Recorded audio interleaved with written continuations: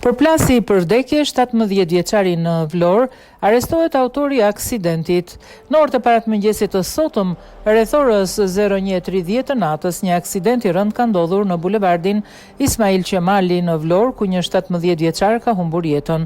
Automjeti tip Porsche ka përplasur 17 vjeçarin Leonardo Shametaj teksa ishte duke kaluar në rrugë. Specialistët e seksionit të trafikut urban dhe interurban Vlorë arrestuan në flagrancë për veprat penale drejtimi automjeteve në mënyrë të parregullt dhe shkelja e rregullave të qarkullimit rrugor shtetasin HB 32 vjeç banues në Vlorë, pasi në datë 28/10/2025 rreth orës 00:15 në bulevardin Ismail Qemali, duke drejtuar automjetin tip Porsche në gjendje të dehur, është përplasur me motomjetin tip Trinity me drejtues një shtetas të mitur 17 vjeç, i cili si pasojë ka ndruar jetë.